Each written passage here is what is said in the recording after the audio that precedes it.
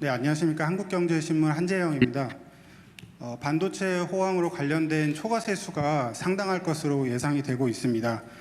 여러 군데에서 이제 제안들이 나오고 있습니다. 국민배당금이라든지 또 국부펀드 투입 같은 아이디어들이 제시가 되고 있습니다. 일각에서는 국가 채무 상환하는데 초과 세수를 우선적으로 활용해야 한다는 의견도 있습니다.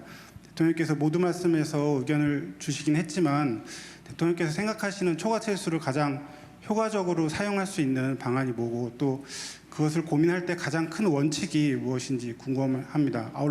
아울러서 기업의 그 초과 이윤단에서 세수가 아닌 기업의 이윤단에서 활용하는 방안에 대해서도 대통령께서는 어떻게 생각하시는지 궁금합니다. 이제 분명하게 좀 구분해야 될 게 우리 한재영 기자께서 말씀해 주신 것처럼 초과 세수의 활용 방안과 초과 이윤의 활용 방안은 완전히 다릅니다. 근데 이걸 잠깐 뒤섞어 쓰는 바람에 좀 혼란이 있었지만 잘 정리해 주셔서 고맙습니다. 우선 좀 쉬운 의제로 초과 세수를 어떻게 활용할 것이냐에 대해서는 논쟁이 많이 있을 수 있습니다. 말씀하신 것처럼 빚을 갚자 또는 뭐 펀드를 조성해서 어떻게 쓰자 뭐 등등이 있을 수 있습니다. 저희도 나름 많은 고심을 하고 있습니다. 그냥 일반적인 세수로 취급해서 그냥 재정 지출하는 방법도 있죠. 통상적인 방법이죠. 과거가 그랬죠. 부채의 예를 들면 증가와 관계없이 많이 들어오면 많이 쓰고 적게 들어오면 적게 쓰고 이거는 재정의 역할을 포기한 행태죠. 바보 같은 짓이다 가장. 형편이 좋을 때는 형편이 나쁠 때를 고려해야 되고 형편이 나쁠 때는 형편이 좋아질 때를 생각하고 하는 게 그게 정책이죠. 그냥 들어오는 대로 다 쓰는 그런 건 정책이 아니라 바보짓이다. 그렇게 하는 경우도 있습니다. 그런데 그래서 일반 세수 취급을 해서 재정 지출로 소진하는 것은 하나의 방법이긴 한데 그건 일단 배제해야 될 것 같고요. 두 번째는 좀 쉬운 방법이 이제 국채 비율을 줄이는 거죠.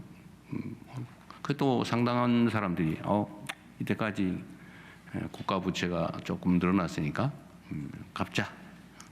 빚이 없는 게 최고다 이런 생각을 하는 사람들이 있습니다. 근데 빚이 없는 게 절대 진리는 아닙니다. 그게 또 바보 같은 짓 중에 하나인데 현재의 1조 원의 가치와 10년 후에 1조 원의 가치가 비교할 수 있지 않습니까? 그럴 때 현재 1조 원의 가치가 높다면 어떻게 돼요? 뭐 지금은 써야지. 근데 미래의 가치가 훨씬 높다. 그럼 갚아야죠. 나중에 써야죠.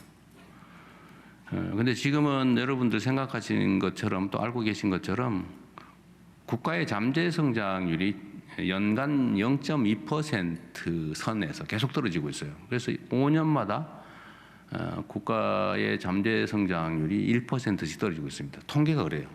정권이 한번 지나면 잠재 성장률이 1%씩 떨어져 있어요. 지금도 1.5% 이하로 떨어질 걸로 이미 다 계산이 나와 있어요. 그건 뭐 누가 잘못해서가 아니라 그냥 현재 국가 상태가 그래요. 인구도 줄고 예를 들면 노동 생산성도 그렇고 다 숫자상으로 계산이 나와 있죠. 그래서 이 잠재 성장률을 높이는 게 정말로 중요한 과제입니다. 빚을 갚으면 그게 올라가냐? 그건 아니죠. 그래서 세 번째가 이제 잠재 성장률 등의 미래에 투자하는 것입니다. 왜냐하면 언젠가는 또 이건 초과세수이기 때문에 예상을 벗어나는 진폭을 벗어나는 초과세수라서 그건 또 없어질 수도 있고 이런 상승도 있지만 하락도 있거든요. 진폭이 있지 않습니까? 그래서 초과세수는 저희 생각으로는 가장 중점적으로는 미래 세대를 위한 또 대한민국의 성장 잠재력을 키우는 방향에 투자를 해야 되겠다. 그렇게 생각하고 있습니다. 그럼 구체적으로 어디다 투자할 거냐? 예를 들면 뭐 반도체와 같은 새로운 성장 동력을 발굴하는 거죠. 발굴하고 투자해서 만들어내는 겁니다. 민간이 할 수 없는 그러나 꼭 할 수 있고 또 해야 되는 영역에 대대적인 투자를 할 수 있죠. 또 다음 세대들 특히 청년 세대들이 지금 되게 어려운데 우리가 미래를 위해 투자를 해놓으면 다음 세대들에게 희망을 줄 수가 있겠죠. 농사를 짓는다고 하면 매년 그에 씨 뿌려서 그에 거두는 거 중요하죠.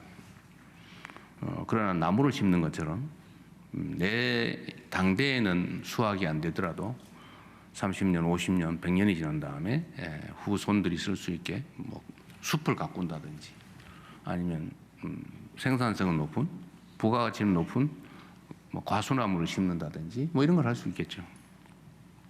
지금은 미래를 위한 투자를 할 때가 아닌가. 그래서 거기에 그쪽 방향으로 집중하고 있다는 말씀을 드립니다. 잠재 성장률 회복에 장기 투자하는 방향으로 중심을 잡고 있다 이렇게 이해해 주면 되겠고요. 초과이윤 부분은 매우 논쟁적인데요. 이번에 아마 여러분들 삼성전자의 영업이익률 배당을 둘러싼 노사 갈등에 대해서 관심이 많으셨을 거예요. 일단은 잘 수습되긴 했는데 이게 이제 우리 사회에 완전히 새로운 화두를 던졌습니다. 사실 우리 기성 뭐 저도 노동운동에 관심이 많은 사람이고 또 노동자 출신이기도 하고 우리나라 산업 경제 체제를 어떻게 꾸려가야 될지 이제 국가적 결단에 책임을 지는 사람이 됐는데도 그 문제는 정말로 어려운 문제죠. 그런데 우리가 상상했던 것은 회사에 이익이 많이 남으니까 월급 올려달라 그래야지 15% 20% 올리자 뭐 이런 걸 했는데 영업이익을 나눠 갖자 우린 상상을 못했죠. 아주 발랄하지 않습니까? 그런데 이게 잘못된 건 또 아니에요. 이게 새로운 상황이 온 겁니다. 새로운 상황이 도래했어요. 과거에 우리가 기업의 영업이익률은 10% 넘으면 엄청나게 잘 되는 기업이었는데 영업이익률이 50% 넘는 거 다른 나라 보고도 우리가 놀랐는데 영업이익률이 75%를 넘어가고 있어요. 파는 게 다 남는 거예요, 거의 다. 옛날에 전혀 상상조차 할 수 없었던 그런 상황이 도래한 거죠. 어떻게 대응할 것이냐. 그럼 그게 전부 다 개별 기업 것만이냐에 대한 논쟁도 있는 거죠. 노동자들의 기여도 있을 것이고, 뭐 그 회사 투자자들의 목도 있을 것이고, 또 예를 들면 R&D에 대대적으로 투자한 국가의 목도 있을 것이고, 또 어려운 시기에 엄청나게 감세를 해준 지원을 해준 보조금을 지원한 우리 국민들도 있지 않습니까? 그게 사실은 국민들이 내신 거죠. 세금으로 지원해 준 거, 세금 깎아준 거 이런 거. 그런 것만 해도 수십조 이러잖아요. 이걸 대체 어떻게 할 거냐. 근데 문제는 저도 그 점 때문에 참 고민을 많이 했습니다. 이게 과연 타당한 주장인가? 이게 과연 노동쟁의의 대상이 되는 사안이냐? 이게 소위 경영권에 해당되는 거 아닌가? 노동쟁의 대상이라고 보지 않을 수 있지 않을까? 뭐 이런 고민도 많이 했는데 결론을 못 냈어요. 우리가 앞으로 가야 될 아마 앞으로 도래하게 될 새로운 사회는 이런 논쟁이 엄청 많아질 겁니다. 그래서 과거에 인공지능세, 로봇세를 도입해서 그걸로 뭐 첫째는 복지를 향상하자는 전통적 주장도 있고 두 번째는 그걸로 유효 수요를 창출하지 않으면 수요가 사라져서 자본주의의 선순환이 불가능해진다. 그러니까 이거를 일정 부분은 우리 국가 공동체가 걷어서 소비 수요를 유지를 하도록 소비자에게 지원해 줘야 된다. 우리 실리콘밸리에서 주장하는 기본소득론이었죠. 근데 그게 이제 현실이 돼가고 있는 거예요. 문제는 우리나라만 먼저 이런 걸 하면 어떻게 되겠어요? 기업들이 다 탈출하는 상황이 발생할 수도 있죠. 해외의 유력한 첨단 기업들이 국내 투자를 꺼리게 되겠죠.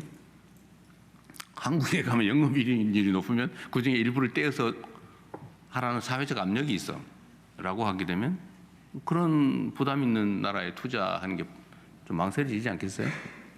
우리 국내 기업들도 마찬가지죠. 이게 어쩌면 법인세를 올리는 거 비슷하잖아요. 아주 또 불안정하게. 이 법인세 같은 경우는 예정이 돼 있어요. 합리적으로 예측할 수 있죠. 그런데 몇 퍼센트를 나눠 갖자고 싸움을 해서 그때 결정을 해야 돼? 라고 하는 건 매우 불안정하죠. 예측하기 어렵다. 그래서 이게 국가 산업 정책에도 매우 심각한 영향을 미칠 수 있는 의제예요. 우리나라 안에서만 논쟁해서 끝낼 일이 아닙니다. 해결될 수 없어요. 전 세계적인 공통 의제가 곧 돼 가겠죠. 그럼 그 이전 단계에서는 우리가 이 초과 이윤의 처리 문제에 대해서는 논쟁 자체가 매우 신중해야 된다. 논의는 할 수 있겠죠. 그러나 그게 자칫 잘못하면 지금 겨우 이제 일어서는 중인데 새싹이 자라나고 있는 중인데 그 새싹을 밟는 상황이 발생할 수도 있습니다. 그래서 매우 신중하게 접근하되 모른 척할 수는 또 없다. 그러나 이건 국내에 제한되는 논의가 아니라 전 세계의 국제 무역 질서까지 영향을 크게 미치기 때문에 국제적 단위의 논의가 좀 필요하지 않을까 그런 생각이 듭니다.